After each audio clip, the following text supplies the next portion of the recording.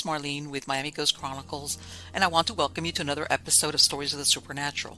Wherever you find us, whether it's a video or podcast on your favorite platform, please like and subscribe to us so that you can get notification of when a new show is released. You can also find us on major social media platforms.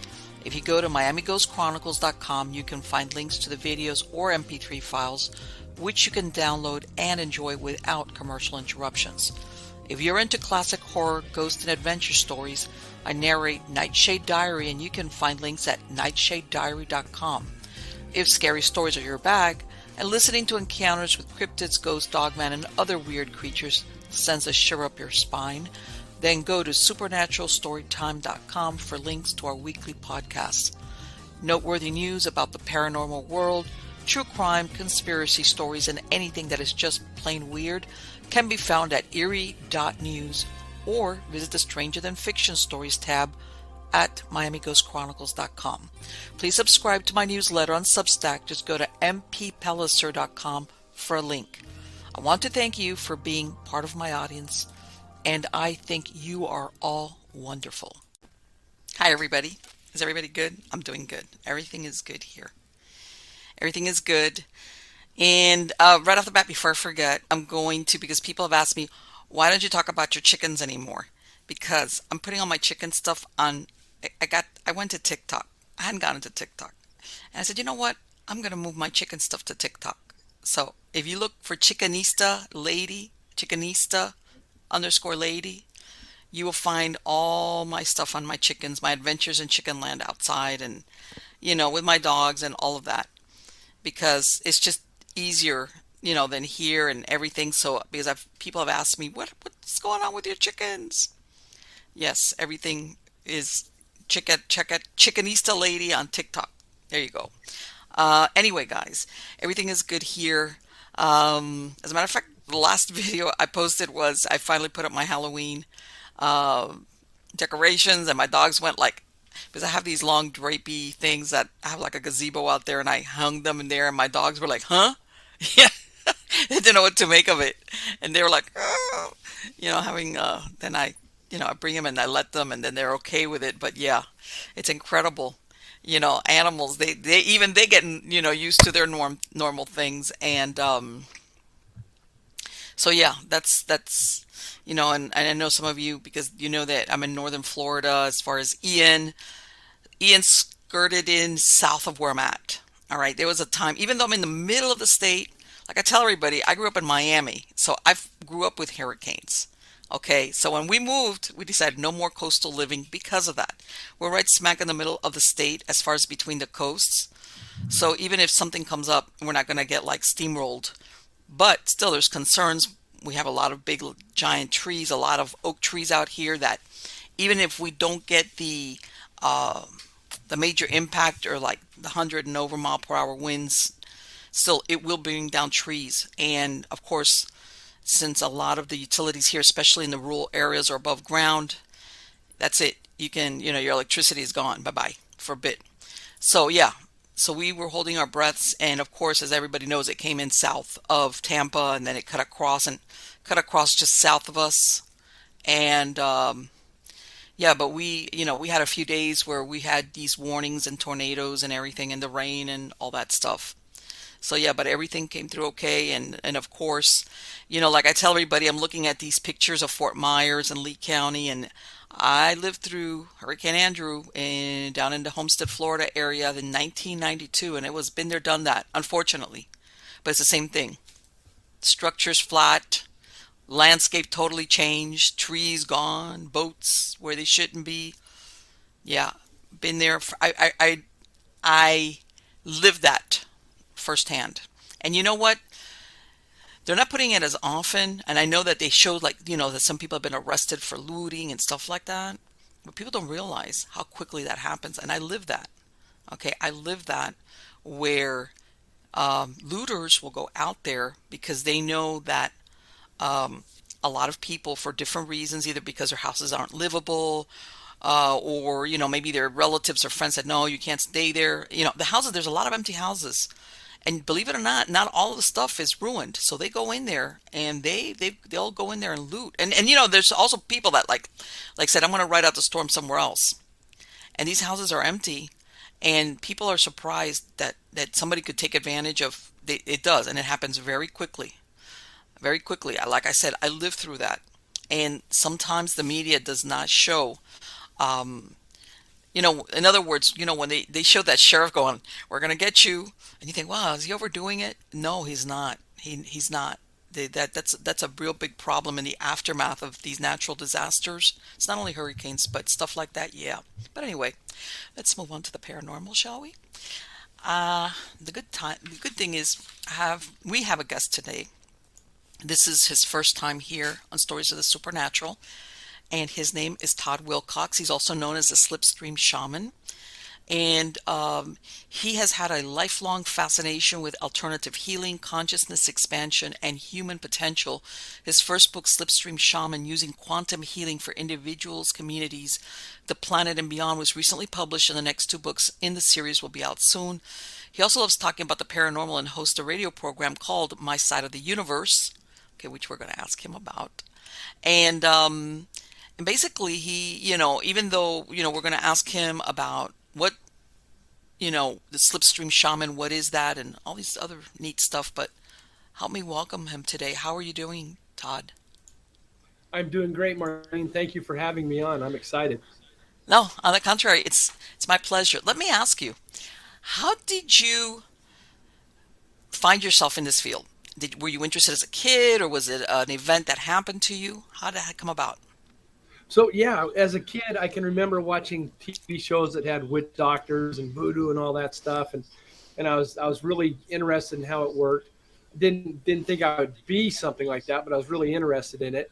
And about it's been close to 20 years now. 20 years ago, I was in a paranormal group, and you know how it is when you're in a group, you get to know other groups, and Yeah. you make friends in other groups. And I was contacted by a friend in another group that said, hey, we're putting together a group that's going to go to the places that nobody else can help, some really bad things. And I said, yeah, I'd be great. That's why I'm Yeah. in this. Let's do that. Uh-huh. But then I said, how are we going to do it? You know? Yeah, right. And Yes. so we started looking for people to help us learn what to do. And one of the people that we brought in was a shaman, and she was teaching us about our energy. And the unfortunate thing, and I talk about this in the book, the unfortunate thing was she was trying to force her energy onto us. She Okay. wasn't letting us find our energy. Mm-hmm. And one of the things I talk about is as you're learning things like this, if something doesn't ring true, if something doesn't feel right, it probably is not for you. So just adjust it a little bit until it does feel right, until it does work. Don't be afraid to go slightly off path to make it work, because something that works beautifully for me may not work right Sure. for you. So don't be afraid to do that. And Right. It's not a one so she size was, fit all kind of thing. for sure, for sure. So she was teaching us how to find our energy, and she was telling the group that it's going to be warm, and it's a certain color, and it's shaped like this, and mine was completely different. My energy was cool to the touch. It Okay. was light blue. It was kind of the color that where our names are on your Mm-hmm. screen here. It was kind of that color, and Okay. it kind of looked like a ball, and that wasn't at all what she was describing, and it was so frustrating that I couldn't. I just kind of quit listening. I disengaged. I paid attention to what she was doing because I was going to do it later, but I couldn't work on it with her saying the wrong thing for me. Okay. And so I started messing with it and practicing, and as I was working with my energy, I started thinking about, well, how can I focus it more, and I thought about, well, maybe rattles can help me, or drums. And so I started building rattles. And it's funny, when you're supposed to have something, it appears. About the time I Yeah. was thinking about that, a friend of mine's building drums. So I made him a couple rattles. He made me a drum. And Okay. so I experimented with both. And for a long time, I really needed the rattles to get where I was going, um, and to hold my focus there. And and through practice, and mostly I was just using my energy for protection at the time, just covering me in the energy for protection. Mm-hmm. I I don't know if I stumbled on it, or if it's something the universe wanted, but I found what I called my quantum room. I was in this place where I could do anything. I would work on my energy, bring it into my hands, cover myself in it, and then go to this room. And when the room first started, it was my energy was this light blue, and the room was a gray, swirly, misty place. And and as I would ask questions, I would get answers in there. And so it was kind of like meditation, but on steroids, or prayer with answers that I could hear. It's hard to say exactly what was happening, but I was starting to get answers, and I could actually meditate. Before that, meditation was sitting in a chair, breathing, trying to clear my Right. mind, and then falling asleep. And I didn't get anything out of it. I'm But sorry. when I went, I laugh because anybody that's tried meditation will know what you're talking about. yes, and so this time, this I could actually do the meditation in there, and it was super powerful. I started to request guides. Guides would come to me. I when I, we were still working on helping people, and I thought, the best thing we could do is bring some force with us. So when I'm in the quantum room, I asked for a warrior team. Can a warrior team come to me? And Okay. it didn't end up being what I thought. I thought it was going to be like maybe some big guys or some gods, or something coming that will help me fight a demon or whatever. Right. And what it ended up being was dogs that I used to have Really? would come to me. Yeah, the first one through was a beagle. Her name was Desi.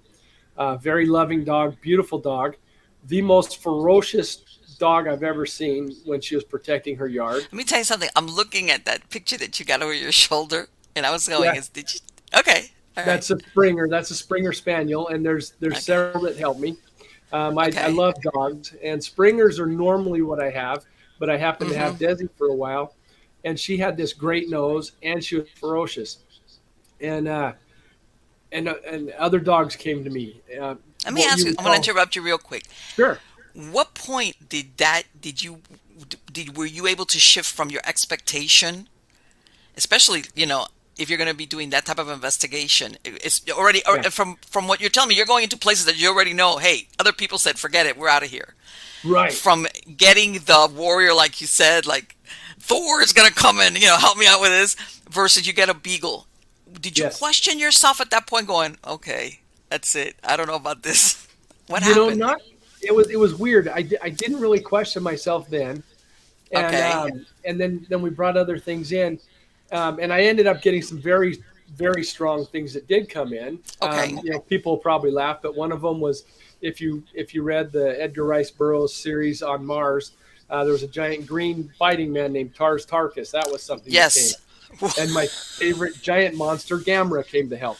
So I did have some Okay. heavy guns, but mostly it Okay. was it was dogs that came to me at first. That is so interesting.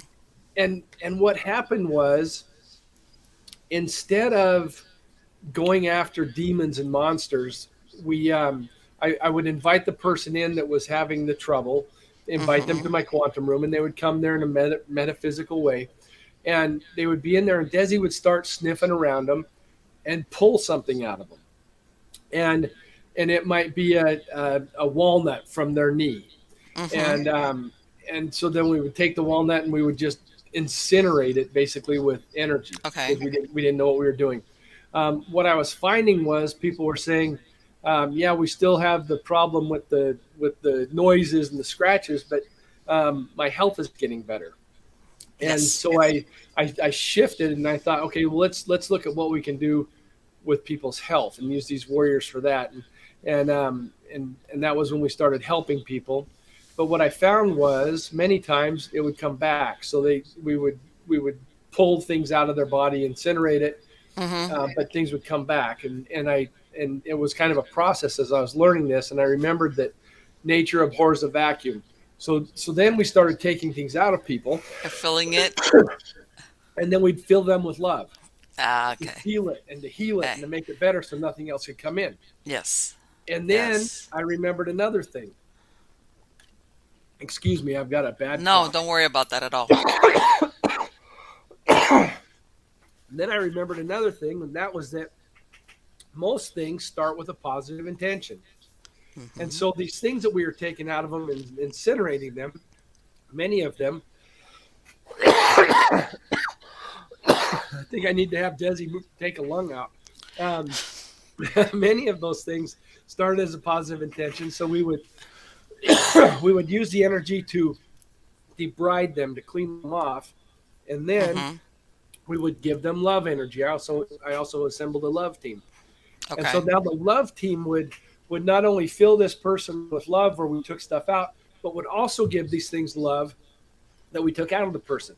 So it might be Desi might have pulled a stick out of their stomach, and it could Mm-hmm. represent anything. I don't Sure. try to Exactly. interpret. Right. It's People sometimes just what don't it is. realize that it's not literally a stick. Right? It's just that Yeah. the it's looks like a stick. But It's anyway, how keep it's going. representing itself to me. Yes. Right. Right. And so we would take the stick out, debride it, get it ready for healing, give it the Mm-hmm. healing, and then it would change to something else. So Okay. one of my favorite ones, I had a lady on my radio show, and we were talking about different healings, and I told her, on a break, hey, I can do a healing for you if you'd like, and she said, great. And so after the show, I did a healing, and Desi was really concerned about her back, and she started pawing on her back, and pulled this rag from her chest through her back, um, and it had Mm-hmm. been wrapped around her heart, and Okay. we debrided it, gave it love, and it changed into this young blonde-headed boy who just looked up at her with this just so much love and smiled, Okay. and then he walked Uh-huh. away. And when I told her about that, she started crying and told me about her heart. I still am not sure what significance the little boy had, but I think there was something there. She was very happy. Told me that she was having heart trouble. She was on some medicine. It was going to be increased soon, and that Okay. her heart was going the wrong way. It wasn't healing. Well, Mm-hmm. she went to a doctor less than a month later and got good news. Her heart was in better shape. He wasn't going to give her more medicine. He was Okay. even going to consider going backwards. Over the course of the next year, he slowly took her off the medicine. She is now, this has been 4 years now, she's off the medicine. Great. She is healthy. She does full contact karate. She runs. She dances. She does all kinds of things. Her heart's Right. good now. And and I'm not saying that I just went in and healed her heart. What I Mm-hmm. think happened was things were taking place, and the energy around her heart wasn't right. And we went in and helped that energy. We manipulated the energy, got it flowing right. So now the things that she was doing, the medicine, the food, the exercise, whatever she was Right. supposed to Right. do, now those were able to do their job Sure. because that problem was gone. So I don't think that I did 100% of it, but I think I might be the straw that breaks the camel's back, and allows these things to happen. And you know Um, why I find that so interesting? Because I used to be a hypnotherapist. I haven't done hypnosis for a while, but I did do a lot of what they call spiritual attachments, okay, which present themselves in the body, like you said, at first glance as something different. It could be an inanimate object sometimes. But then when you go a little bit further, sometimes you'll see exactly what you just described. This thing yes, went from a stick to a blonde kid or a blonde boy or whatever. yes. All right. And sometimes these attachments, and God knows for whatever reason why it went to her heart, it could be a number of things. Hmm. But people, I've heard of this happening, and sometimes people don't understand really what the source of that is. Uh, Yes. I mean, I have a lot of theories because I used to do alternative hypnotherapy, but I think that is so fascinating because that afflicts more people than people realize, by the way. Um, Absolutely. And yes. items like that I call a companion. These are things that started off with a positive intent. Yes. Just as an example, a little kid's getting yelled at by his dad, and he kind of shrinks down, gets quiet, doesn't respond. The dad quits yelling. So now the kid's learned, if I do that, he'll leave me alone. Well, that works great with the dad. Doesn't work as good at school. Works even less well in high school. Right. Really causes trouble in college, and then it's even worse in work. So something that started out with a positive intent to help is now holding you back and Right. keeping you from getting where you want to be. And what we're doing is releasing that energy to go be what it's supposed to be, to go out and do more Sure. of its good things. Those are companions. We also run into parasites. which are things Yes. that are just feeding off of people. And Yes. those Yes. we handle differently. We really go after them and put up shields so they can't come back. We burn them so they don't want to come back. Mm-hmm. We do a lot of things to keep them away. And so there's two different things. 95% of the time it's going to be a companion, but there are Okay. those times where it's a parasite and those cause a Right. lot of problems. Let me ask you, didn't you come across when you were doing these paranormal investigations that sometimes, I'm going to use attachments, but we know Mm-hmm. what we're talking about, that the attachments were, even though they might have had something like you said happening in their house as far as paranormal, the attachment might have even predated the house. And in some cases, depending on what it was, it sometimes even opened them up to pulling stuff in or activate. In other words, they weren't the same thing. They wasn't the same source. But sometimes, depending on what it was, like you said, you know how exactly what you just described. That's something that at some point becomes a disadvantage. Yes. Yeah, And and there's in a and paranormal you run world, into it might have made them weaker, a target for mhm. paranormal occurrences. Okay. Yeah, and people will many times you go in and however you get something away from them, these attachments that are on them, Yes. however you get them away, many times they come back because the people really didn't want them gone. It made them Yes. special. It was something that, that they could say, Yes. hey, this is happening to me. Sense of And familiarity yes, and also. so it's not uncommon for, and that's something that has to be addressed: is do you really want this gone? Will you leave it gone? Yes. Are you going to try to get it back? And if you want to get it back, we don't need to waste our time.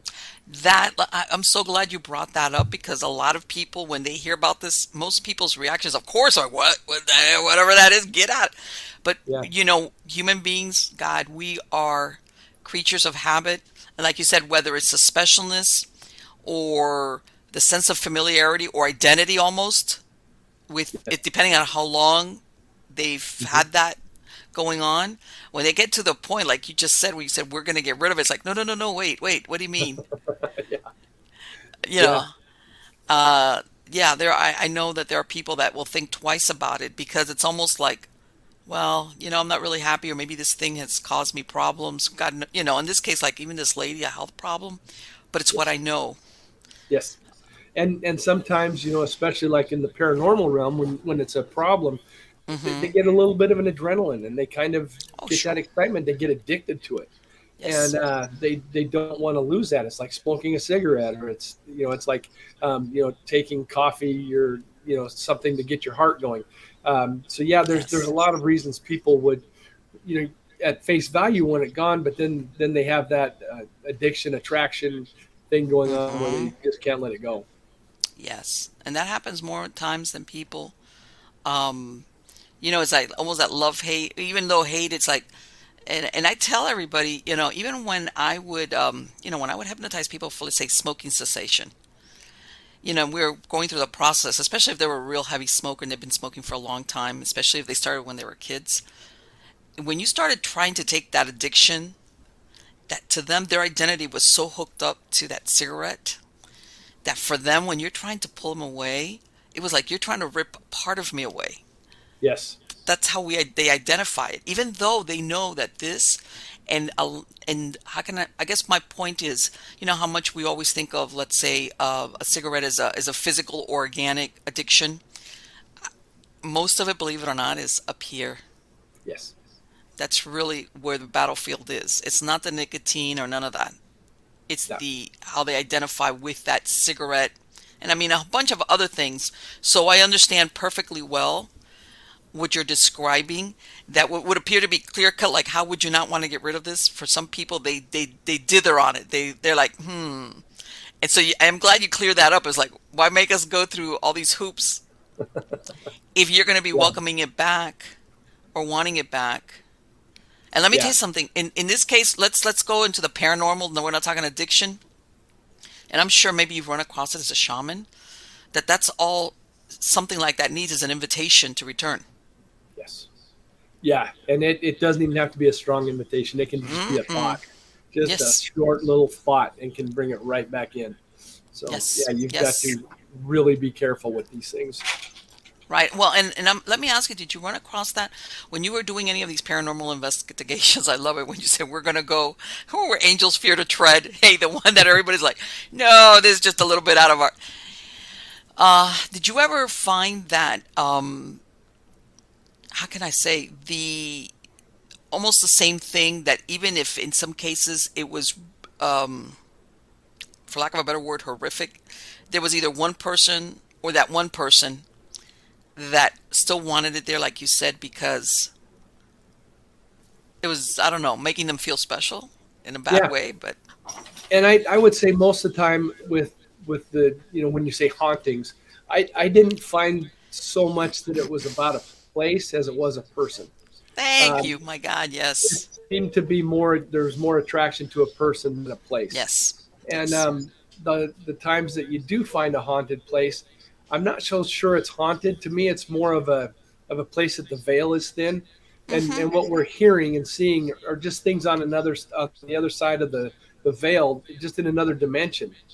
I've often thought about, what if I'm doing a paranormal investigation and I'm just at a place where the veil's very thin, Mm-hmm. and in that dimension, there's another group doing a paranormal investigation, and we're Right. asking each other questions, and we Right. both think And there's it's like, ghosts yeah, on the other side.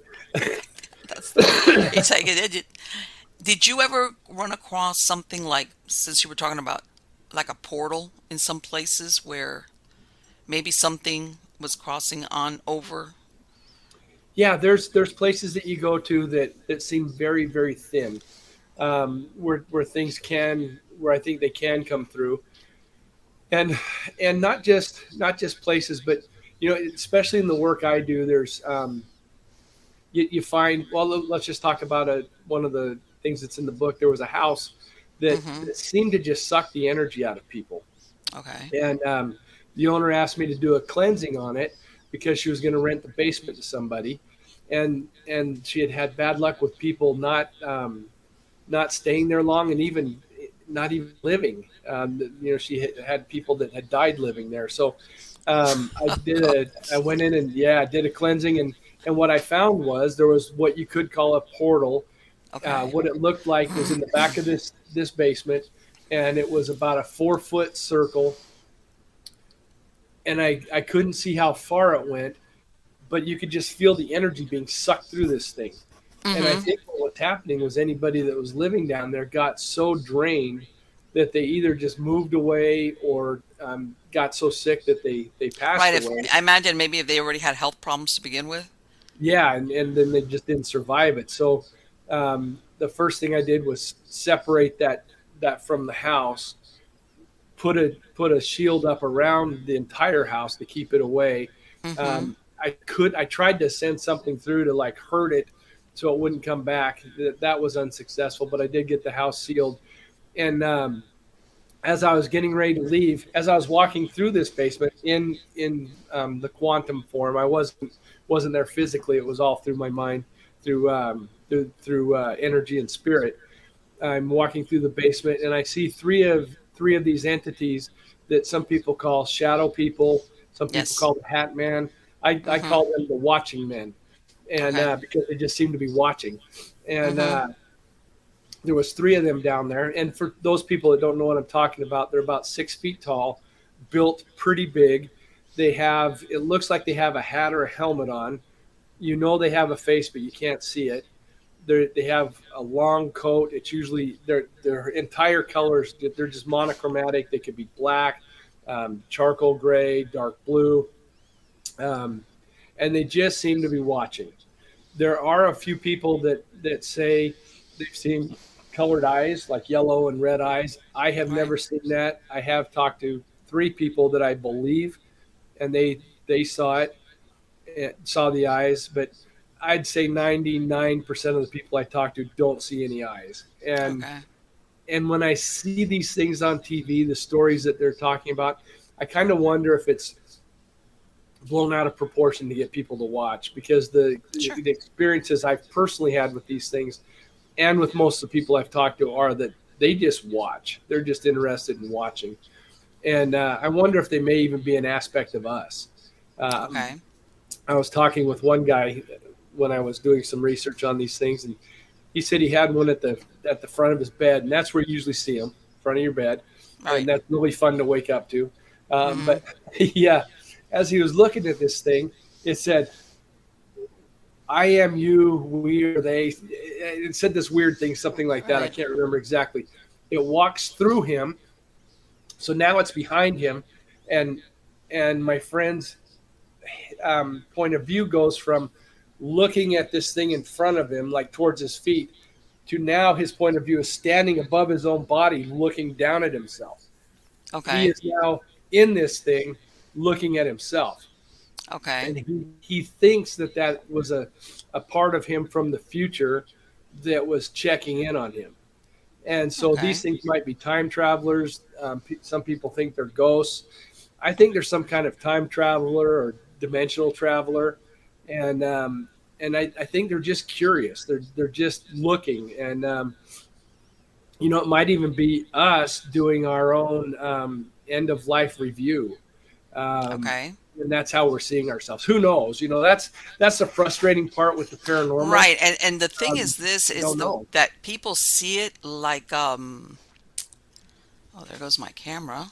Mm, no, my camera is not unplugged, but let's see let's see if I can get this. Hold on. Oh, we're at the mercy of the computer, let me tell you. One of the watching men got in front of it. I'm telling you, you start talking about that and somebody said, I call it paranormal sabotage. Yes. Like, hey, hold on, let's see. Okay. That timing is pretty suspicious. Let's see. Hold on. For many of us in this field, we find that there's a real problem with us and electronics. And You know what? People say, oh, that's just, and I'm like, no, you know what? When you've done this, and I'm going to tell you, I've used this camera, on other meetings and everything, and it's been working fine, and it's like, no, I wish I was making that up, but I'm not making that up. It's for real. Let's see. yeah, Hold on.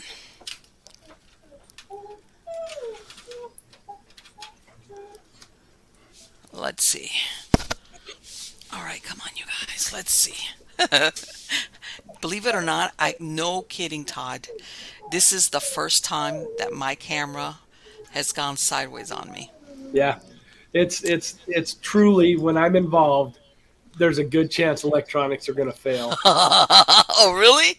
Oh yeah, and my friend Ron, who's also in the book, we have a long story about helping him with his heart trouble. He Okay. had a parasite, but that guy, holy moly, if him and I get together, there's like going to be a county-wide power outage. There's nothing special about the ability of the two of Hold us on, let to me knock see if I out can get power. this. That is, you know what? I mean, I've had, oh, let's see. This, come on, come on, come on.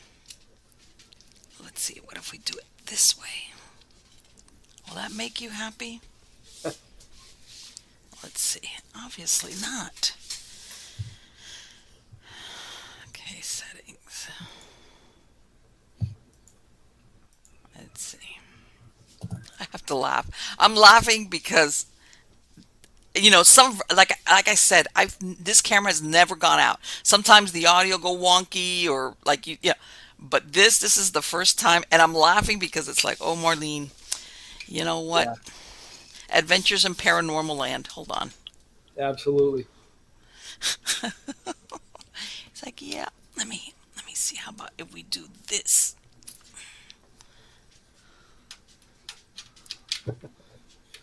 Well, while you don't have a picture, I'll show my book. Go right ahead. Be Here's the my Slipstream guest. Shaman book. You can find that at my website, slipstreamshaman.com, and order it through Amazon. And I'm new to Instagram. I would love to have you go over and do a follow at Instagram. All the updates will be on that. And YouTube, I'm fairly new to that, but there's a couple videos up there, and there'll be lots more. So I would love it if you could go over there, subscribe, do some likes, and get some activity there.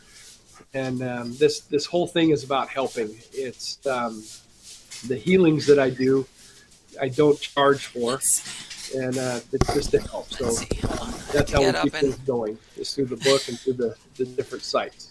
And Marlene, I wish I could send you some good energy to help that, but my electrical energy usually violates it. He's like, "Urgh." Hold on, let me see. You know what? Give me 1 second. There's always a fallback to this. Because, like Marlene, in this, you always have a plan B, plan C, you know. But you know what? It's that shadow people conversation. I don't know. Yeah. Somebody there is like, oh, not happy. Not happy that we started talking. I was like, oh my God, he's going to talk about that. People are going to No, know us. they're gonna know we watch them. Hold on, I'm So doing for something. people that do have the shadow people show up and it scares them, one thing you can do is use your energy, and on the book you can see the hands of the person Right. holding the energy in between. That's how you find your energy. You're gonna take your hands and bring them together and start feeling what it's like. And it might be warm, it might be cold. Who knows what color? Mine started out as a light blue, and it's now shifted to what kind of looks like a sparkler. It Okay. like light shining through a diamond. So they change. They can change, but whatever Okay. color or temperature you have. But just after you get it, just put it over your whole body, and then expand it out so it's covering your whole house and protecting your house, and that'll help Okay. you feel better if those things or other things are bothering you. That's kind of the first line of defense, is to just get your energy around you and create a force field, for lack of a better term. Let's see. This is. You know what? And it's really funny because okay, with OBS camera. Let's see. I'm gonna start my virtual camera. Let's see if I can get this. All right. Settings. My virtual camera. Come on. Okay, stay there. I'm going to withdraw just a second. I'm going to come back in. Okay. Now you guys are stuck with me. Let's see. And you know what's really funny about this? Let's see. And just me again. Yeah, but search me on Instagram, Slipstream Shaman, and the same at YouTube, Slipstream Shaman, and that's where we'll do all our updates. And I need lots of, I hope, friends.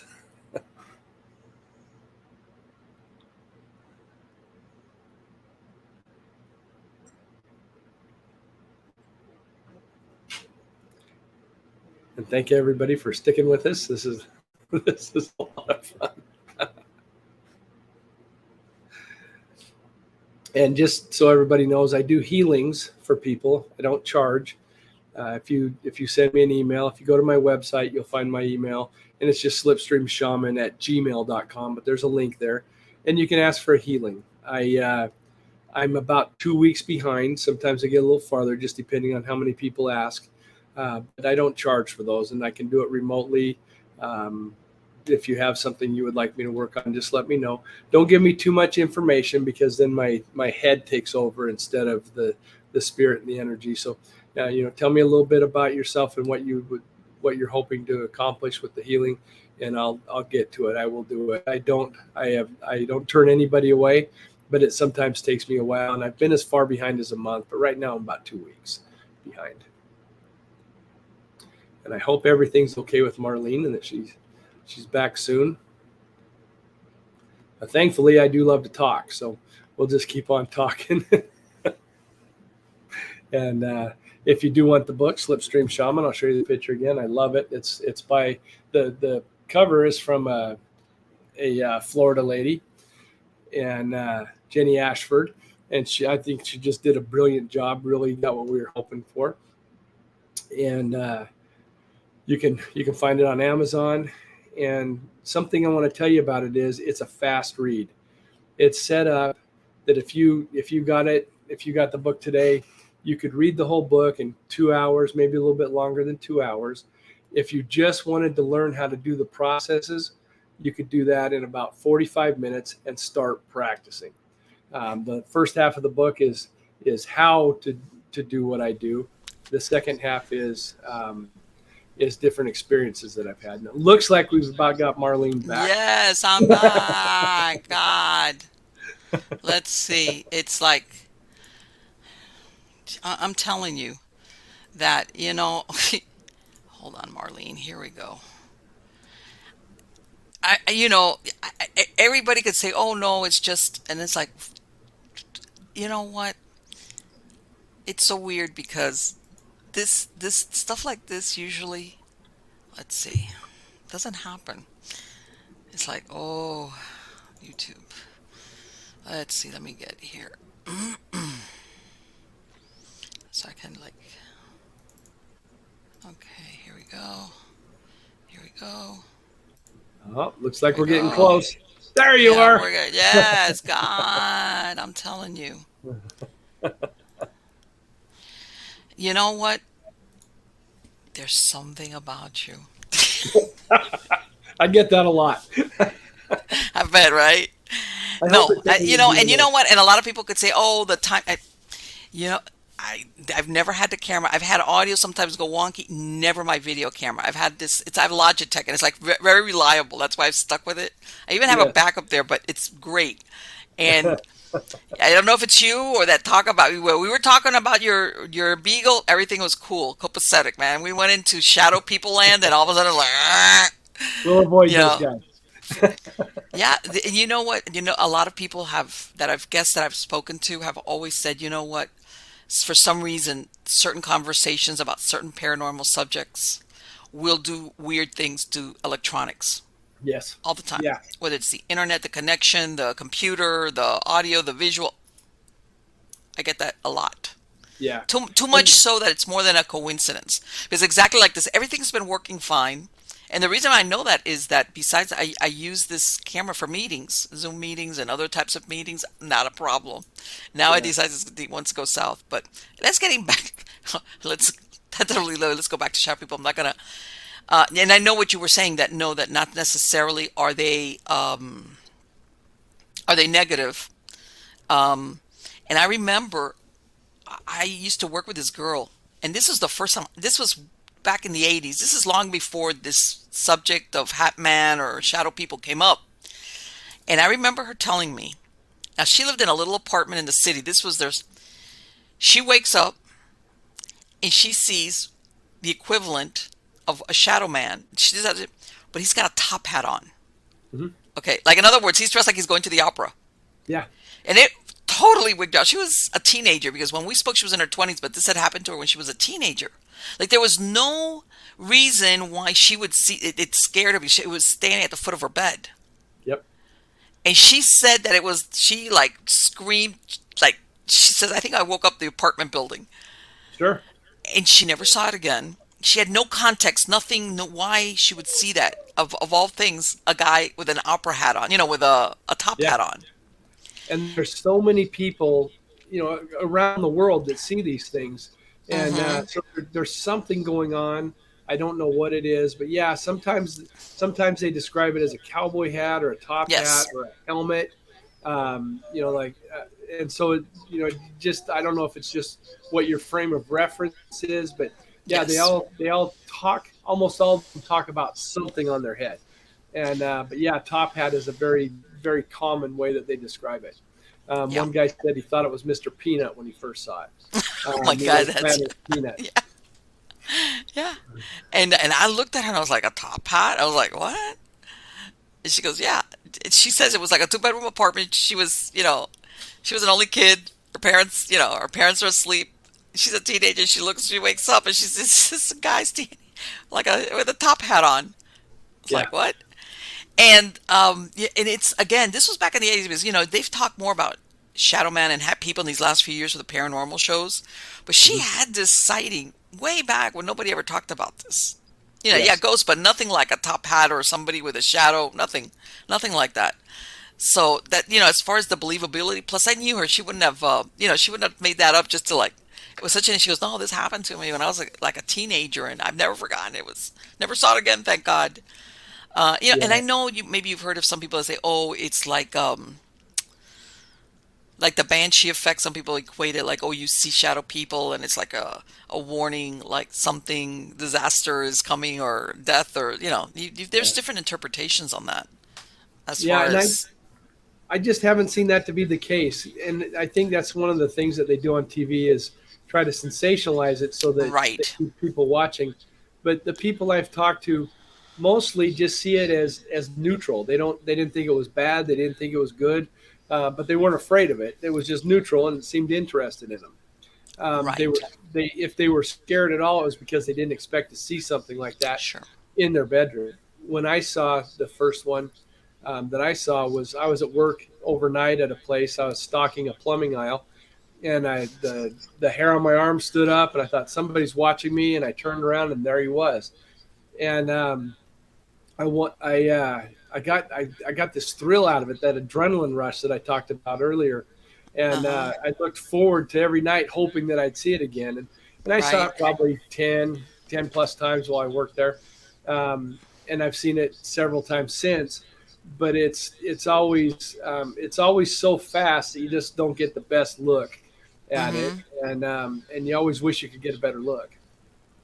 I remembered recently I was listening to these old Art Bell broadcast, and this was one from 2015 where he saw one, and he was describing how he had seen a shadow man, and he was wigged out considering how many people, and he says that he even went and he had some firearms, and he says he got a gun out and he went and he checked his house and the perimeter of his house, Yes. and he was talking about how this had profoundly, because I guess it's one thing when you talk to your guests about it, Mhm. and then it's when you actually see it. And Well, and he that's this for us as radio people, podcast radio people, hmm we get to interview a lot of people that have seen ghosts, have done exorcisms, yeah, had a near death experience, all these things, been abducted by aliens, seen Bigfoot, all these things, and we just get to hear about it. We didn't get to experience it. right. And so to actually get to experience it, and I've been lucky enough to see the shadow people, I get where he's coming from. I can see why he's excited because he talked to everybody. There was no topic that Art Bell didn't cover, and so Right. for him to actually be a part of one of them, I could see why he was just bouncing off the walls because he was always the person hearing about it, not the person hmm living it. So good for him. I'm really happy that he got to do that. No, this was in, he passed away in 2018, and this was like in 2015. This was already when he was Midnight in the Desert, when he had already switched over his programming. And I remember listening to him, and you could tell he was genuinely wigged out, like, I don't know how to handle this. Yeah, you know and it sometimes those things happen unexpectedly because he had this. I've listened to a lot of his material even from the old times when it was coast to coast, or his original show, and he had a couple of weird stuff, um but this was the one of the latest ones that you could tell it really shook him up. yeah. And I guess it's just this feeling that you don't know what the origins are. I want to say in some cases it even scares people sometimes that if they saw like a ghost, when I mean the ghost is like something, that you could make out the shape or the form or the face or something that you could say, oh well, it was a lady in white or whatever. Yeah. So so let me ask you, when you went to, did you go into any of these places? Um, did you ever find one that it deserved the reputation that it had before you got there? It was like, wow, this was Yeah. Yeah. Um, and I'll tell you about two places actually. One of them is Eureka Cemetery in the West Desert of Utah, okay, and we were there. And this was before I was doing the energy work. This has been quite a while ago, and one of the people that was there with me could do energy work. And okay, as we were up there, there was four of us, and we represented three different teams. And he meditated and he reached out to the cemetery, and you always had weird things going on out there. You couldn't go to Eureka without getting a strange EVP, without seeing a UFO, without okay. thinking you saw a ghost. And so yeah, it lived up to it. And more than once we'd be pulling in as another group was running away, trying to get away from it. And they're So peeling out, and you're like, all right, yeah, it was highly active. And he reached out with his energy and he said, there are three there are three sentinels here watching this place. Oh my God! He called them sentinels?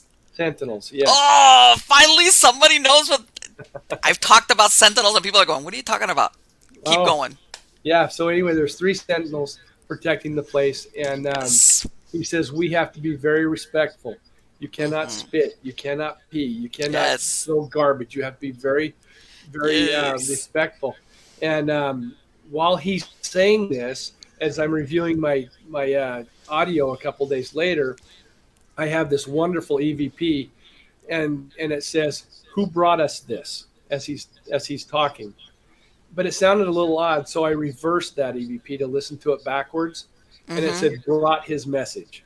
So Okay. playing it one way, who brought us this? Playing it backwards, brought this message, and they were, the way it sounded was they were very impressed with Brett and what he was doing and how he figured them Mm-hmm. out.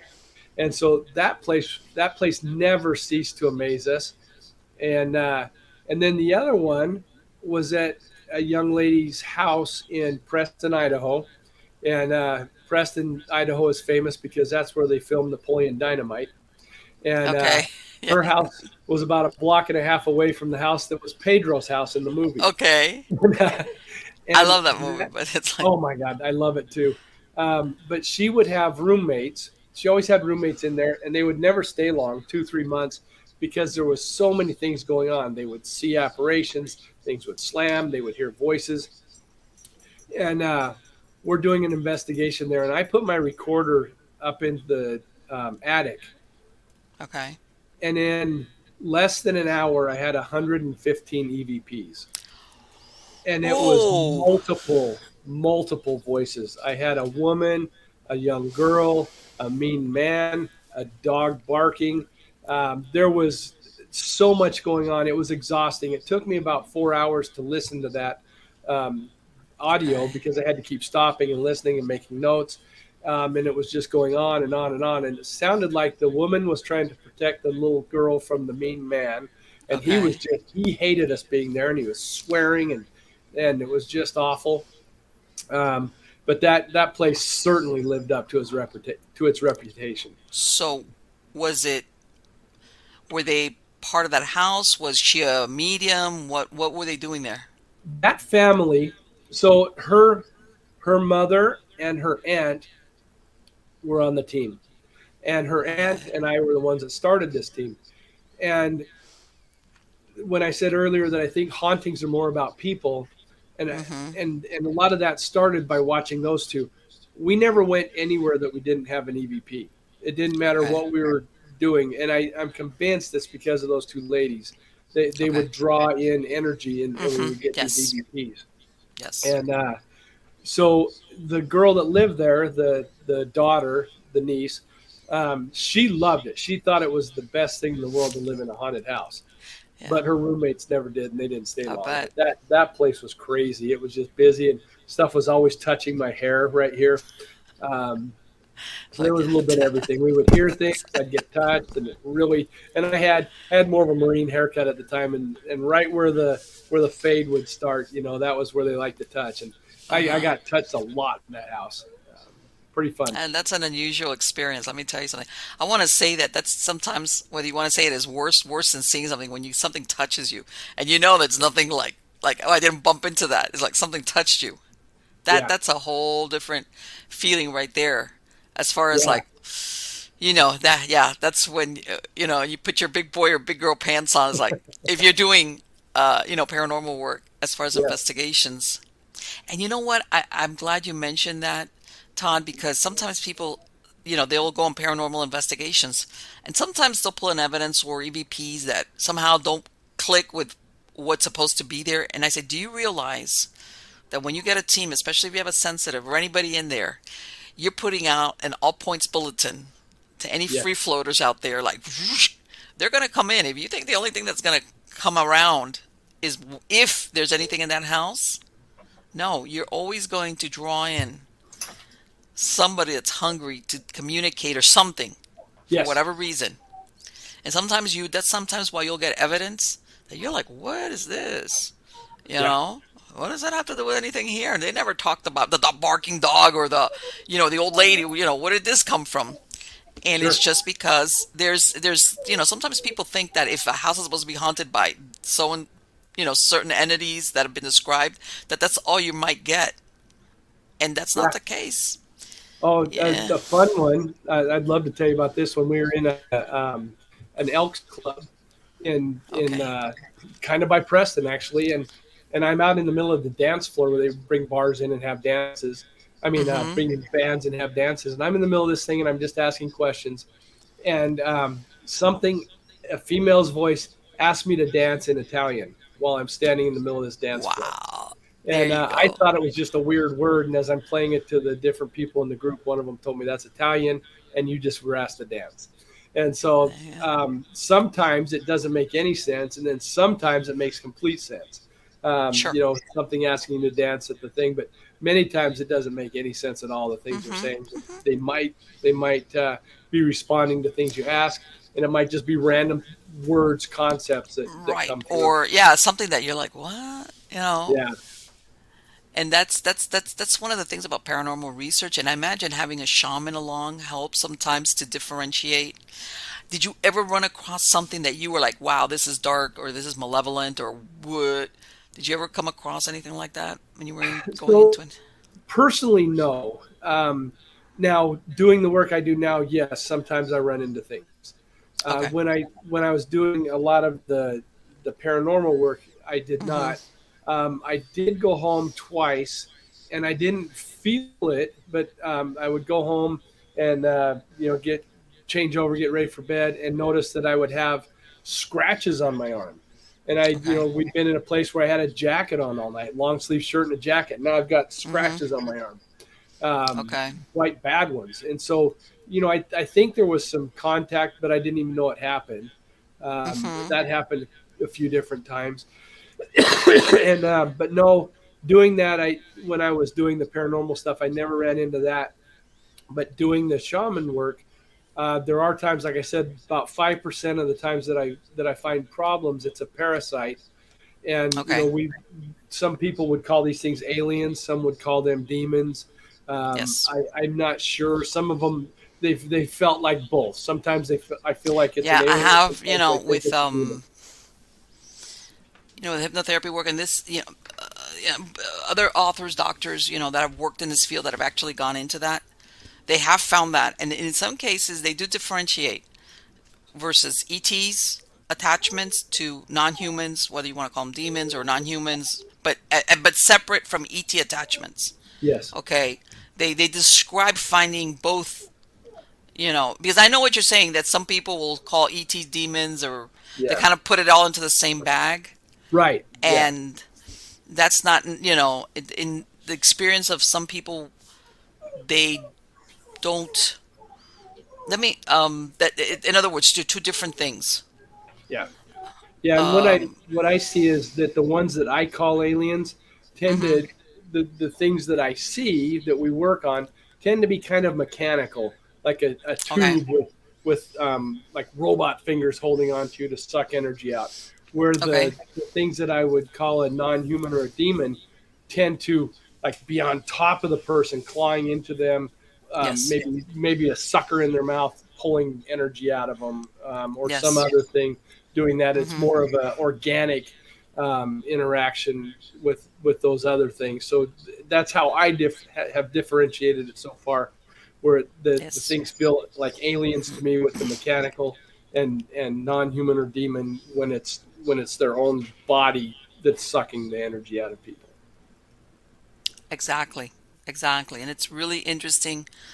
Um, I don't know if you'd had run across this where sometimes people have had an attachment, let's say from a family member, and sometimes you'll have that person. Let's say the attachment is from somebody that had a bad hip. This is just an example. All of a sudden, or a bad knee, and sometimes that person will start feeling like I got a bad knee or a bad hip, even though they don't have any type of injury there.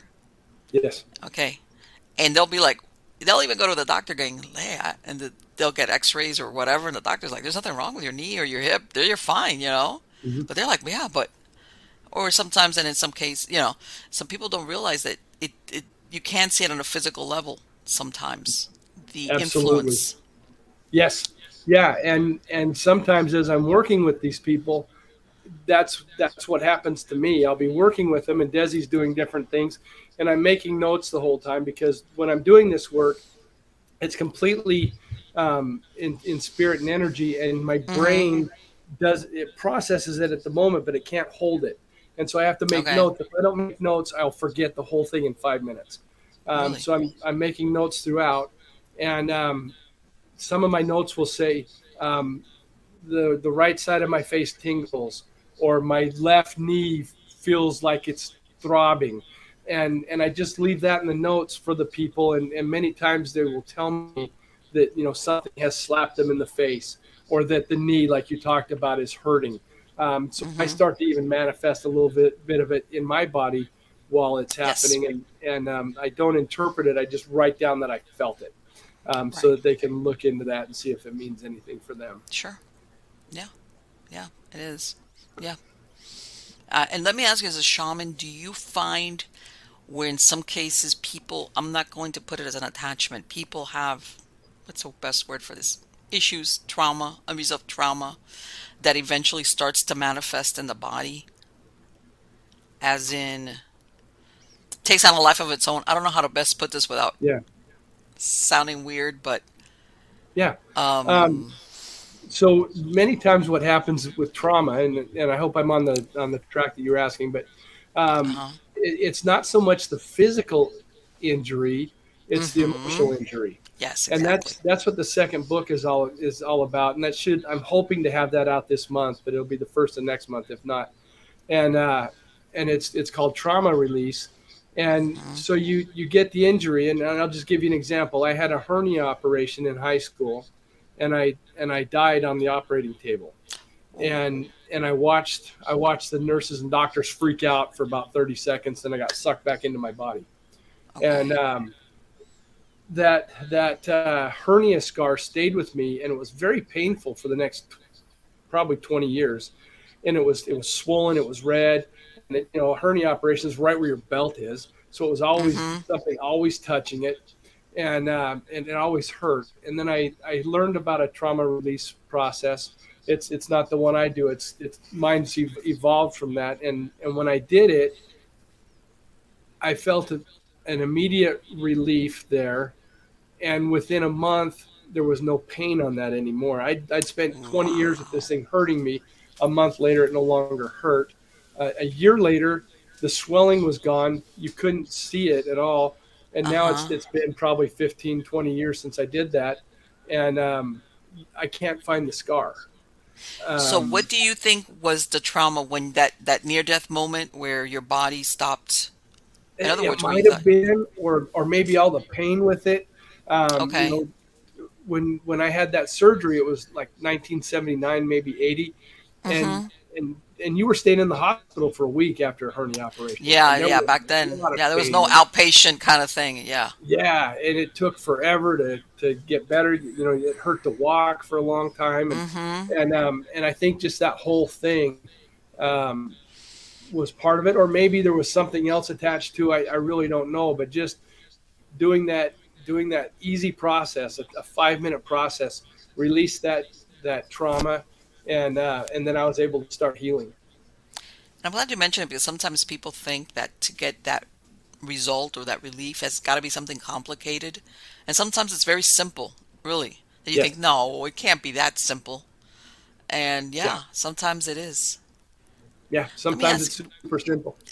right, it's not like, oh, the waving of arms or anything like that. It's maybe whether it's an acknowledgement of even focusing the attention there or whatever the process was.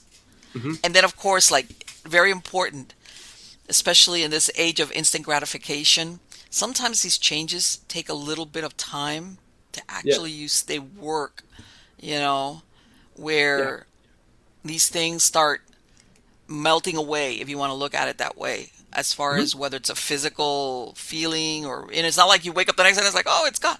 No, sometimes it's a week, 2 weeks, a month. It's gradual and then it's gone. That's Yeah. so And interesting. it's with the Slipstream. The reason I named it the book Slipstream Shaman was if for those people that don't know what it is when you're on the freeway and a semi goes by you and it kind of pushes you over to the side and then sucks you back over. That's part of its slipstream. And if you get behind it, you'll notice that you're going faster than you were, but your RPMs are going down. You're using less energy to go faster, and that's part of the slipstream. And that's what this healing work that I do does. It's going to help you heal in the present. It's going to shoot out into the future to help your healing there. It's going to push to the past, and it's going to heal you in all different directions at the same time. And the idea is for it to go fast, but sometimes it takes a few days or a few weeks Mm-hmm. as it builds momentum. And it's hard to say something that you would think would be an easy heal could take a month or two. Things that you would think would be bad, like a heart, could happen immediately. So you just don't know, and it's each of them are going to do their own thing. But that's what you'll learn with this book is healing yourself and just letting that energy flow in both directions on your timeline and going back and healing and even healing in different generations. We talk about healing 7 generations in the future, seven Oh, generations in the past. past. And all those things take place when you do the healing and let the energy work. Let me ask you, do you do any work like when you said with generational, with vows or anything that any of your ancestors might have taken, even if you don't have any idea who the ancestor was or what they said or vowed? Do you work with anything like that? So I haven't worked with different vows like that. What has happened is I had a very rough relationship with my mother, and Mm-hmm. she has actually shown up on the love team to help with the love energy. She Okay. has passed, but she didn't show up as the person that I know, the person that I had the bad feelings for. She showed up as a 7-year-old little girl with pigtails. Really? I can't hate a 7-year-old little girl with Ah, pigtails. okay, I okay, can't do anything but love that little girl, and so it was the okay, perfect way for her to show up and help me heal. And by helping me heal, it helped her heal, and by okay. helping her heal, it helped who hurt her heal.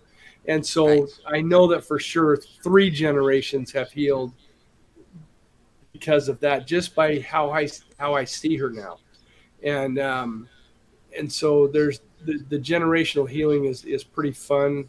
It's fun to watch when I see it happen. It's normally at the end of the process on a healing, and the 7 generations come together to surround a person. And many times, if I'm looking down at it, it's kind of like looking at the Mayan calendar. There's all these symbols and shapes start to appear right, from the generations moving around, and I'll let the people know. I saw S's and sevens and blue, right, and whatever that means to them. But yeah, the 7 generations are working with them. A really cool thing that just happened on a healing I did was the generations came together, and the generations from the past moved to his future timeline. The okay. generations from the future moved to his past timeline and started working there. And I'm not sure exactly what they were doing, but man, the energy started swirling like crazy. There was really Okay. good stuff happening. And that was something they did just intuitively. They knew that person needed and that they needed, that the generations needed. And so a lot of healing took place in that moment. Right. And I think sometimes people don't realize that your ancestors, even if you don't obviously never met them or even know what they look like, or sometimes even don't know their name, they're still, DNA is DNA. The family there is it's there. Yeah. The family And line then is there. absolutely. And the generations that I see are not necessarily all blood generations. That's certainly a big Okay. part of it. But Right. what you're seeing is energy generations as well. And that could be from your spirit groups. That could be from the energy the friends you've made, the extended families that you have, and their relatives as well. So it's more than just blood and DNA, which is certainly the base of it and the strength of it, but many things beside that come into effect. So if somebody's saying, well, I don't have kids, so there can be no 7 generations in the future, yes, Right. and they're part of your spirit group, they're part of your friends, Exactly. they're different things. We become a Right. You bigger have step community than we parents, know. you have Yeah, whatever, stepsisters, brothers. And I best know friends, exactly what you all mean. those Yeah, things. best.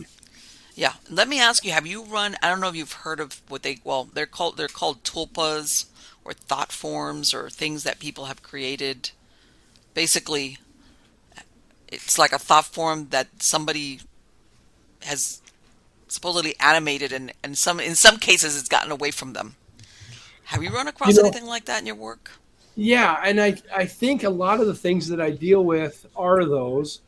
And I was talking on another show, and a thought occurred to me because both myself and the two hosts have a bit of a problem when we drive. We're a little bit of a road rage people, you know.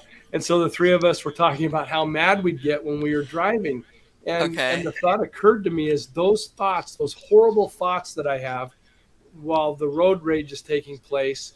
And I don't like drive people off the road. I'm just yelling at myself and those kind of things. And I think and I just everybody know does they did that it on though. purpose. And you know, Yeah. and but I got the very distinct impression that those very negative thoughts that I had would take life, would go out and become those parasites that I talked about, where Okay. they attach to somebody and start draining them. So yes, I think that's happening a lot when we're really really angry and frustrated.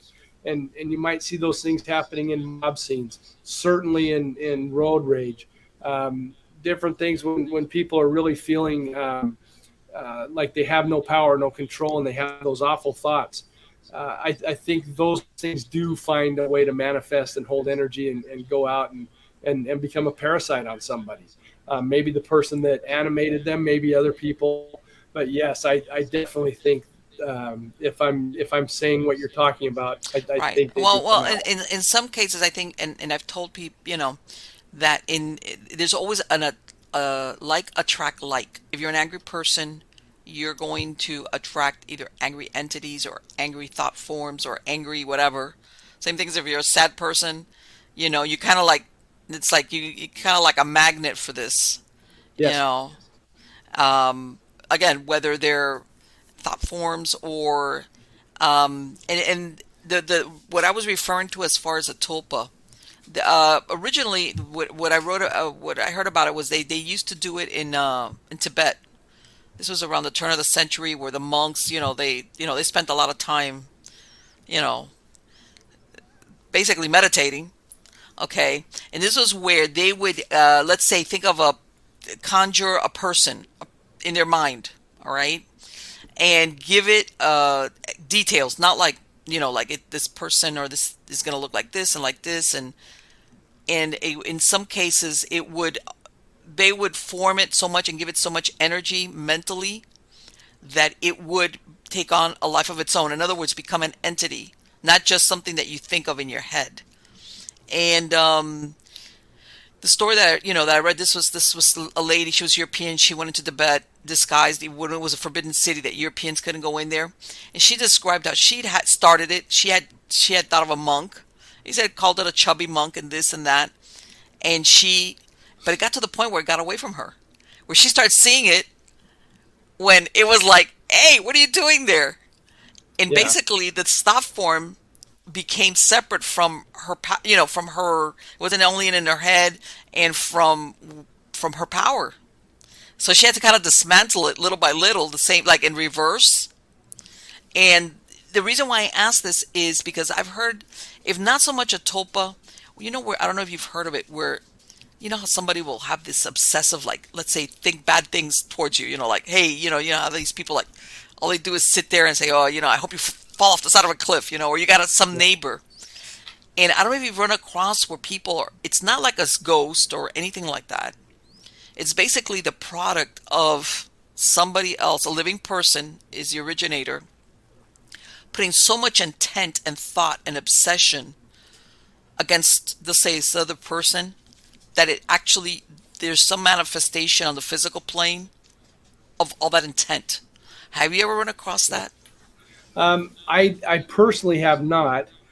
One of the things that was popping to mind as you were talking is there's a phenomenon called the Thin Man, and Yes. the Thin Man started as a writing contest. It was a story in a writing contest, and Mm-hmm. this thing has taken a life of its own, and people really believe they have seen this.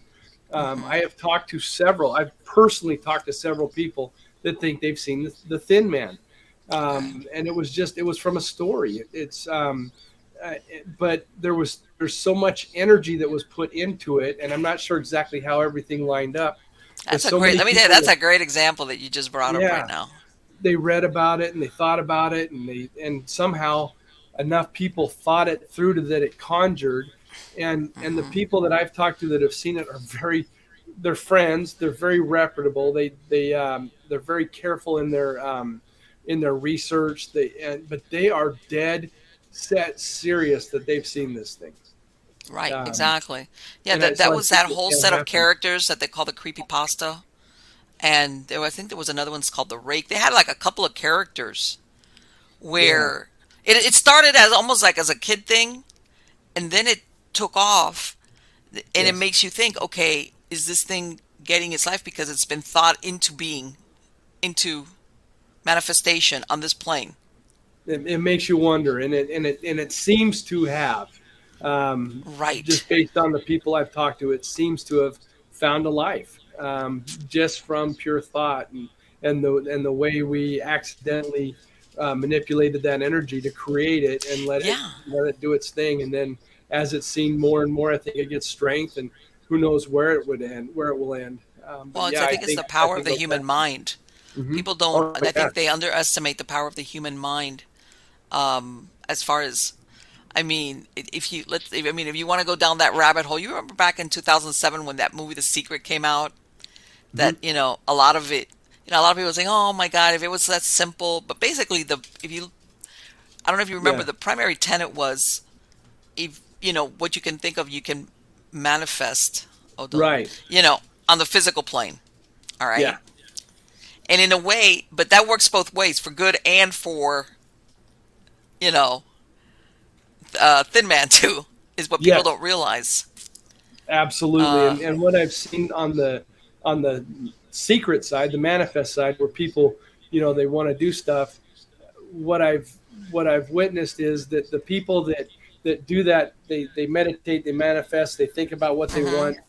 The ones that actually get it take action, and Yes, of I course. want this and this and this, and then that leads them down a path of taking different action, and they get there. What most people do is, I want this pot of gold, I want this pot of gold, I want this pot of gold. I don't have the pot of gold, I quit. uh, they Right, don't think exactly. about what goes into getting it. It's not going to Yes. appear like pushing a button on Star Trek and having your drink appear in the machine. Well, It this is what I takes find work. that a lot of people thought that it was like, and it's like exactly like what you described. And some people say, well, the actions are, well, you know what, maybe it's far-fetched, but sometimes it's actually putting into action that with that intent. Like, I want this, this to whatever it is. Let's go for the car thing, whatever you want, that you think that I'm never going to be, and you start working towards it, not really knowing how. The how Yeah, is like, let's leave that out to the side. Once you go in that intent and you start, like you said, you get off and you start working towards it, at some point, you never know. The universe might bring you that person that you meet that offers you a job or introduces you to this person. It could be yeah, a series that if you try pre-identify how that's going to happen, forget it. You have to yeah. kind of leave it at an open end and work towards it, and don't worry so much of the how, and give it a chance to Yeah. manifest. But exactly Just like let you it said, I do it. think, Yeah. right. Some people want to sit on the sofa and go, I'm gonna meditate, and that brand new car that I want, it's gonna show up in my driveway. No. Yeah. Yeah. It's not that way. Or I'm gonna win the But lotto. It'd be like, oh, yeah. But I think when you're doing that, when you're thinking about that house, or the way you want your family, things you want your family to have, as you think about it and think about it and think about it and think about it, you're creating energy that helps you find a way to get it. sure. And doing that over and over and over does lead you to what you're wanting, if you continue to do it, if you don't give up. And I will say, I remember that one of the things that some people say, well, that they were saying, let's say you have this certain house that you would like. We're gonna go there, whatever it might be, whether it's a cottage on the beach or whether it's whatever. And people can say, well, you could watch it in a magazine, but I agree. Sometimes the way our brain works is, go in there, go to some housing development where there's a model. Nobody's, they're going to let you in and look at the models. Nobody's going to see if you can afford it or not. Because for some reason, when we can actually see it firsthand, it's much more possible. I don't know, something happens in your brain versus something that you see in a magazine. You see, Yeah, if you're if you've getting got nothing better, okay, use the magazine. But there's something that happens when you go there and you see it, as far as yeah. making it more substantial in your brain, as in being able to manifest it in Mhm. this plane. All right. Yes. Or what people, sometimes it's not manifesting in this plane. Maybe it already exists. It's having you be able to cross paths with it. All right. Yeah. Yeah. And sometimes people don't realize that you've got to, like, whet your appetite for it in the most tactile sense that you can, whatever the case. Even if, let's say, the same thing with a car, hey, go take it for a test drive. They have no Mhm. idea whether you can afford it right then and there or not. And some people say, what a waste of time. It's not, nah, not really. You No. know, depends on, and if you're a little bit patient, but I'm glad you pointed that out. But, unfortunately, sometimes we're into instant gratification, and if it doesn't happen like next week, it's like, And you stop. Yeah. And when you're in the place, when you're in the house, and when you're in the car, well, now you smell it. Now you yeah, know how it exactly. feels in there. Now Yeah. just there's so many more things going on than just when Yes. you look at it, like you said, looking at a magazine. If that's all you can do, that's great, and it's a good start. But man, when you're actually there and you can touch it and smell it and feel the energy of it, makes a big difference. Sure. Sure. And then, I mean, we could go down this thing of are you going to self sabotage? What is, you may say, and I'm going to go back to my hypnosis and the power of the subconscious mind, where 88% of our mind is our subconscious, where you might want it logically or say, oh, but there's a part of you where is like, oh my God, that's beyond me, like, yeah, this is my comfort zone. And if I get that, then, if I lose it, your subconscious mind will drive all this, extrapolate into all these negative things that will come of acquiring that. So that's why you see sometimes also people self sabotage on their best intentions of acquiring whatever it might be. It could be anything. If they believe themselves that either they don't deserve it, or, if I get it, then I'll lose it. Things Yeah. that, people make up in their head. Yep. And Go it's with that working through initial that. energy. Keep that initial Yes. energy. You tapped into something, and it Yes. seems so clear, so vivid, so attainable. And Yes. then that different voice comes in, and that's our mind, that's our ego. That first thing you heard was more of a spirit level, more of an energy level, and Mm-hmm. that's the truth. That's the Yes. one you follow, and so you hold on to that energy and keep that feel, and that will help guide you to what you're after. And who knows if it was because of the house or the trip or whatever, but there's some reason that you needed to be there for your family, for the good of society, whatever the case is. Yes. Just go with it. If you got that energy and it's telling you this, you deserve this, and this is you, stay Yeah. with that. Don't let that little thought creep in. Right. Absolutely. Absolutely. I think that is so true. And I mean, it's an area where a lot of people go, oh, that's so out there. And it's like, no, you'd be surprised. A lot of, like I said, like attracts like, and a lot of people, sometimes they'll bring people or situations to themselves, including even in the paranormal field, you know, like what you were discussing, because of the vibrations they put out. And I'm Mm-hmm. sure you just spoke about vibrations, as in, and sometimes you put them, even if if you think you're not consciously are, but you are. Yes. Yeah, everything's energy, and those vibrations are Yes. always happening, and getting them going in the right direction for you is the key. And you can feel it when you're with people, and like you said, like attracts like. And you, if you're a high energy happy person, you don't want to be with a downer. And Yes, God, somebody that's a yes. downer doesn't want to be with the high energy person. That's too much work. And Right. so, if you're trying to get high energy, if you're kind of a low energy person but you want high energy, don't go to the rah rah um, football coach, basketball coach is just going crazy. Don't go for that personality. Go a little bit above you, build up your Yeah. energy, then go a little bit higher, build up your energy. Keep finding people with just a little bit, that are Yeah. a little bit closer to what you want, and associate with them, and learn from them, and change your vibration and frequency, to you align that way, and then just keep moving up. Or, I'm sure you've heard of these stories of people that they have an inspiration to whatever it is, whether it's another job or another whatever, car or a house, moving to another state, and you have the good intention friend or family member that tries to talk them out of it, like, oh, I'm saving you from being disappointed, kind of deal. Yeah, yeah.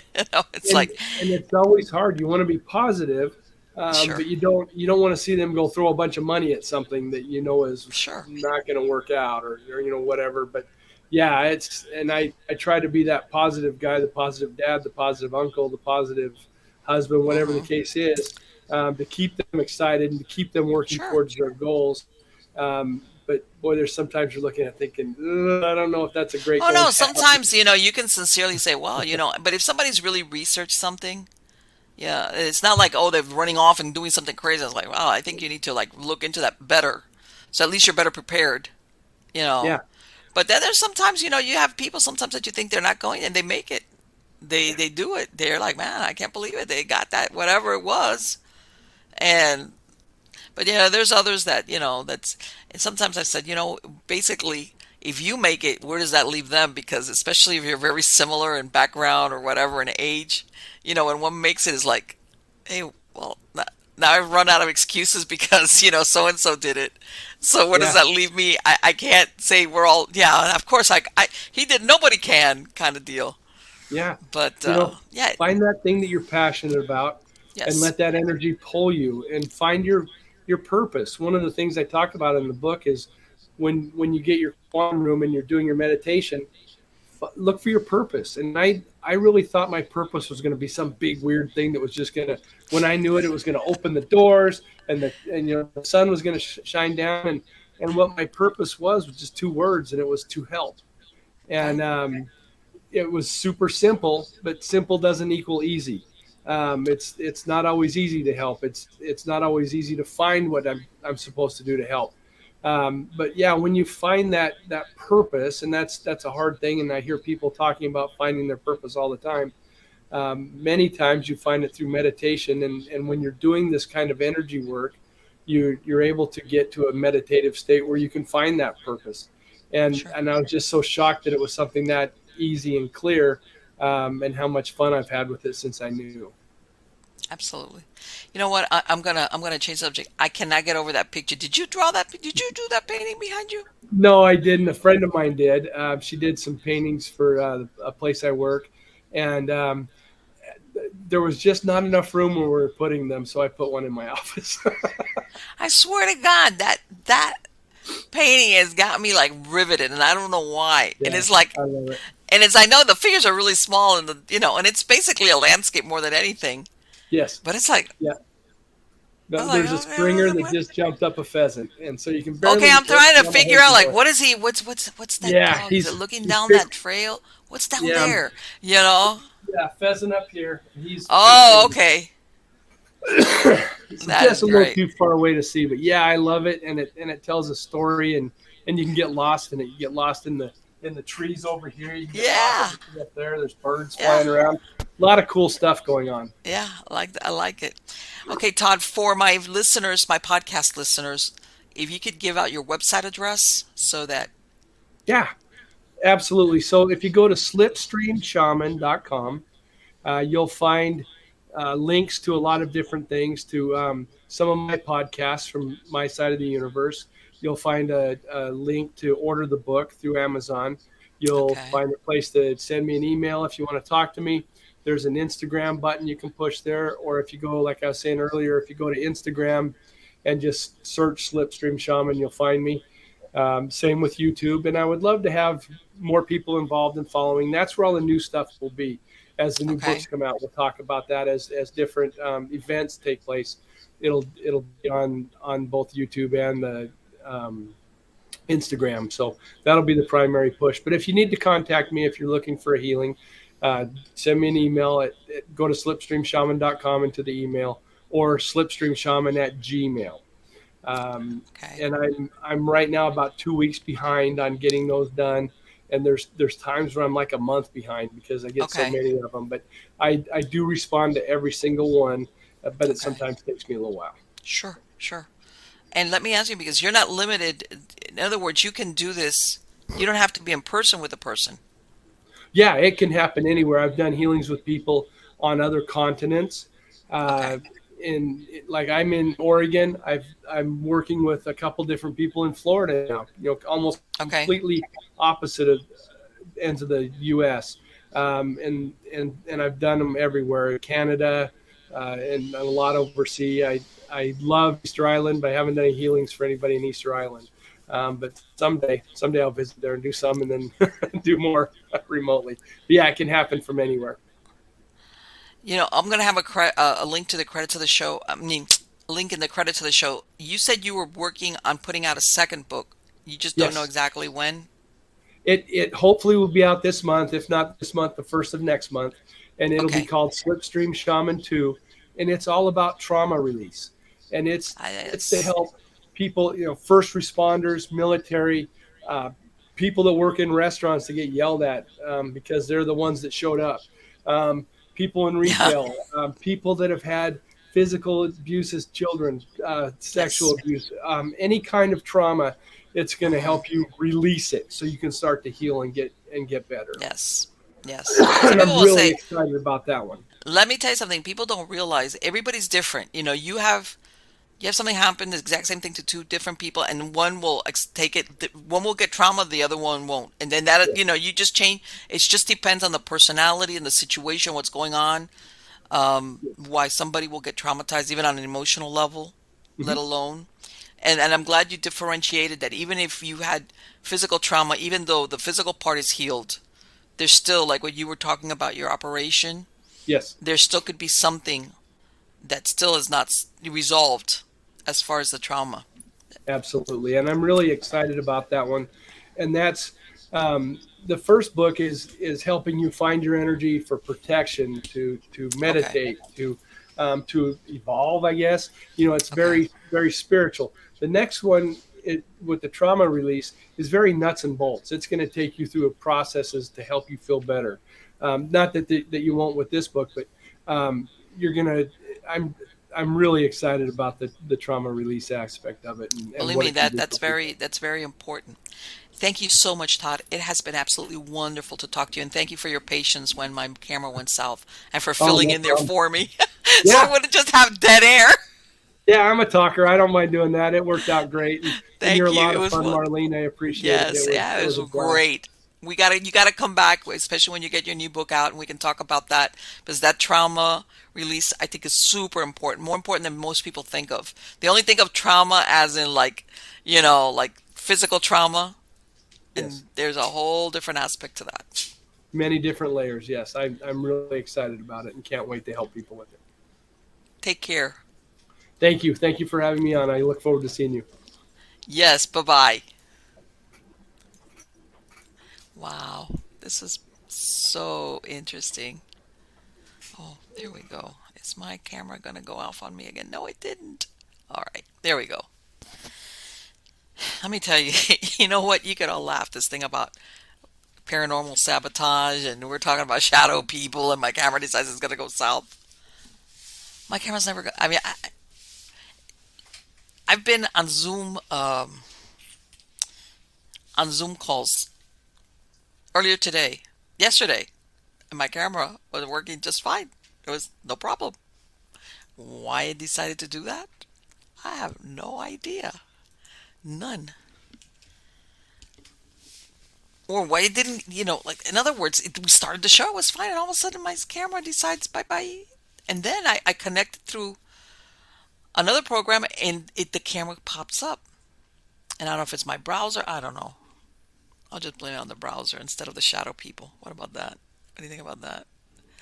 But anyway, I love talking to Todd because he went into a lot of things that um, dovetail with the paranormal.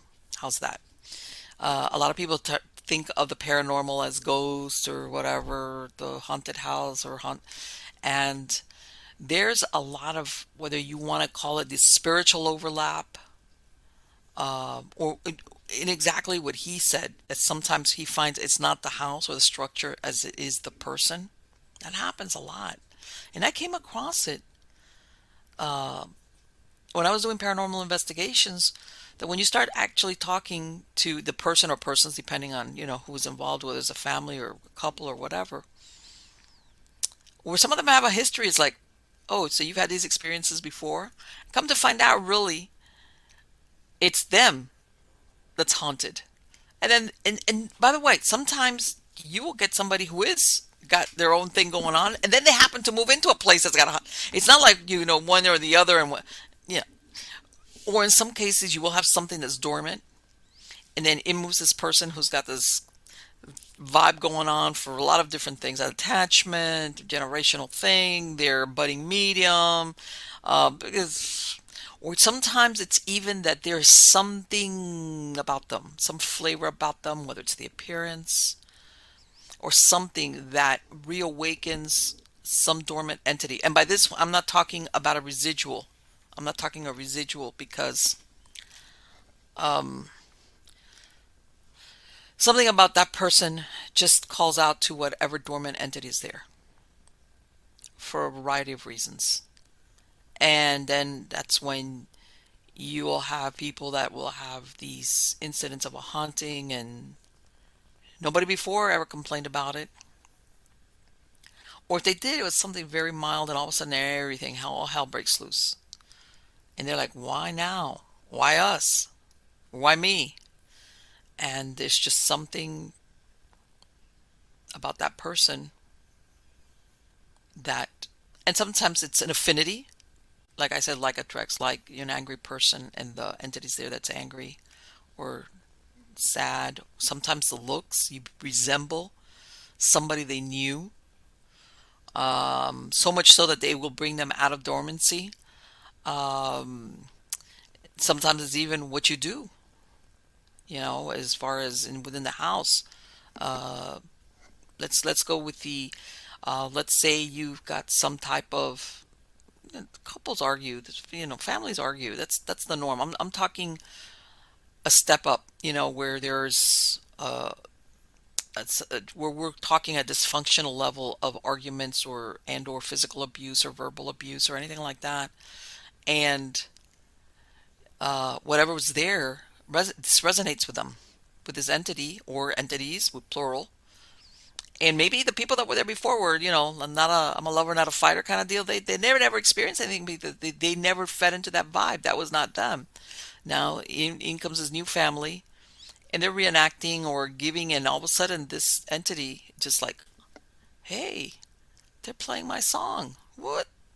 And then that's when you start having this whole host of paranormal occurrences, and it's like, that's what it is.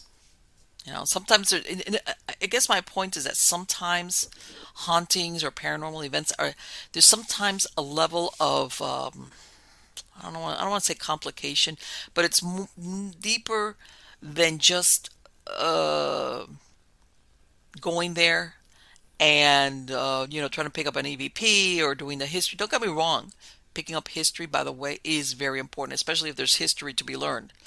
All right. And sometimes it's impossible to find out. Like I said, you sometimes you'll have people describe stuff at very modern development. Develop as far as housing developments,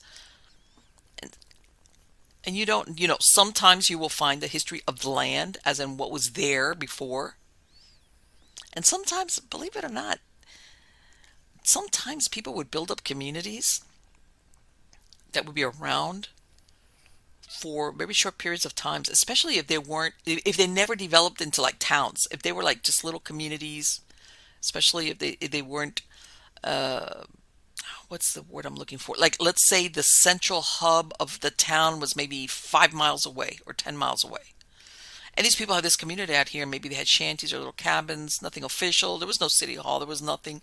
There was, you might get a mention maybe in the main, uh, you know,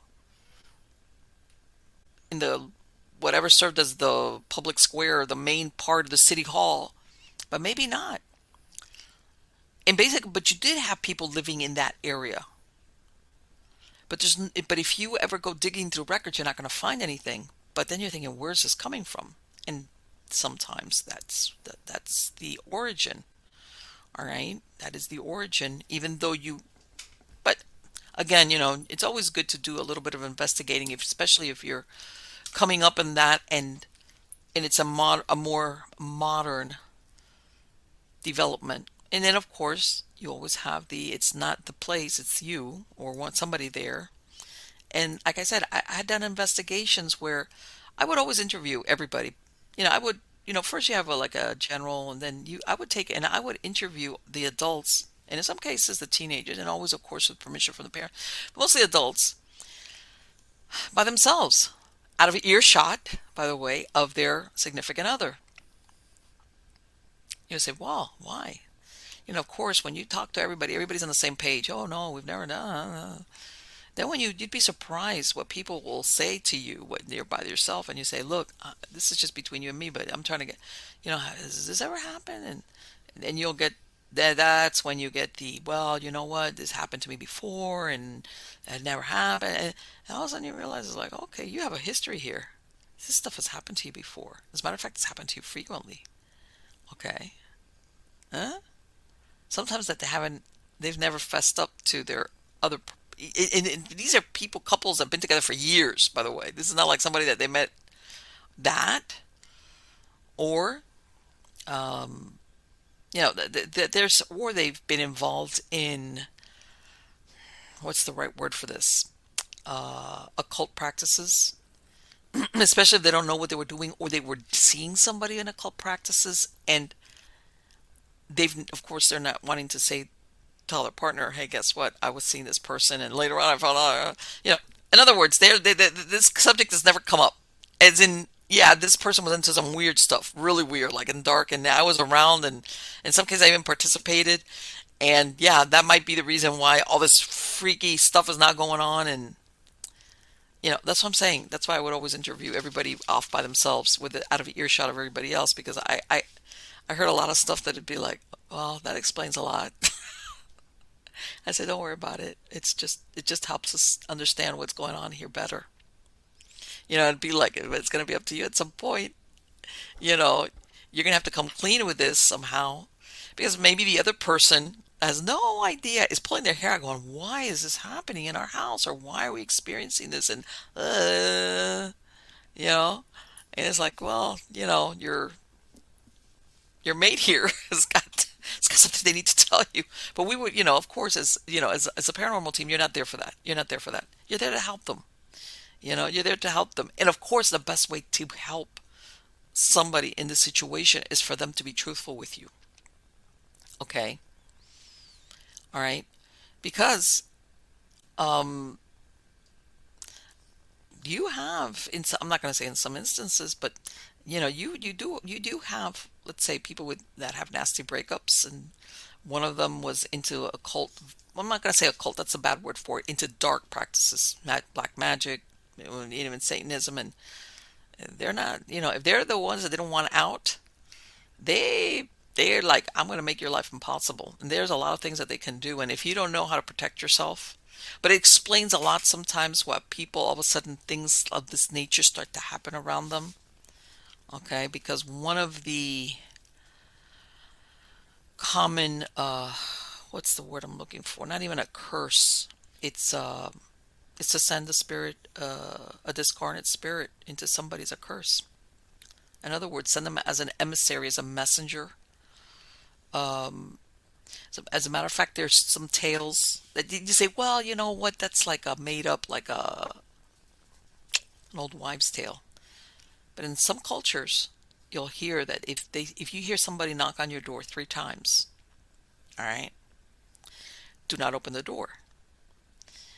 And the reason being that this is somebody has sent you a discarnate, and it's almost like the same idea as like when the vampire, you must invite them in. If when you knock, that 3 time knock on the door, and you open the door, that's basically the invitation, in the sense of, you've opened the door, you're allowing them in. And I have heard of people that will say, yeah, I heard like this 3 distinct knocks, and when I opened the door, nobody was there. And I was like, uh okay, well, we got to look at that possibility. That's not always it. But yeah, you will have some cultures that they understand that if you hear that 3 distinct knocks on the door, you don't open it. You don't open it. But yeah, that it's a lot of unusual things that can go down as far as the as paranormal versus outside of just the regular. It's a dead person that used to live here or whatever, and now they're haunting the place. There's so many. Um, what's the word? So many versions of really what's at the bottom of it. That I'm going to go back to something I haven't brought up in a while for anybody that's ever looking for a paranormal team, either to belong to or that you want to bring in to help you out, is the longer the team has been together, obviously, they have more experience. Um, Same thing as like if you want to join a team, you want to look for a team that's been together for a while, that they have experience in how to identify things, what to do, even including when to back out. And same thing, if you're going to bring in, let's face it, these are strangers into your home. Don't bring in somebody that might make it worse. All right. Besides, usually you have a telephone interview or an email exchange, and obviously some type of verbal, like on the phone. Go with what you feel. Do you feel comfortable with this person? Do you think they're experienced? Do they sound like they got things together? Do they have a website? Okay, when was it last updated? 2017? That's a problem. Guess what? What happened to their cases in the last 5 years? What did they do in the last 5 years? That's all. These are the kind of things that you got to look for when you're looking to get together with some type of paranormal team or anybody that you need for help. Look to see what they're doing, what they've been doing, what they say, and what vibe you get from them. As since we're talking about vibrations, when you talk to them, do they sound knowledgeable? Do they sound competent?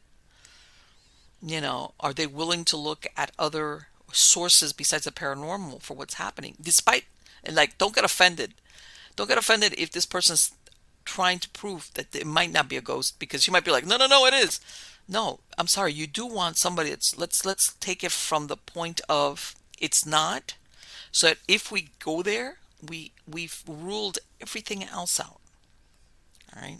And for those people like Todd was describing, that are so happy that they have a ghost, don't ever wish that. Don't.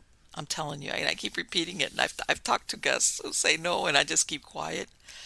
In all my years of experience in this field, people that want that, it ends up becoming a burden eventually. What at the beginning was exciting and, oh my God, and we have EVPs, and we have this and that and this, and and of course with this thing of the shows going on, everybody's like, oh, I'm telling you, sooner or later it goes south for them. They do one of two things. Some cases, they reached out to us, to the team that was there before, okay? Or they reach out to another paranormal team. Or the most common solution was they moved away. They moved out of that house or that apartment or whatever it was. Because all of a sudden, it usually turned dark. There's different shades of dark, by the way. There's different shades of dark. And I'm not talking demonic, I'm not talking non-human.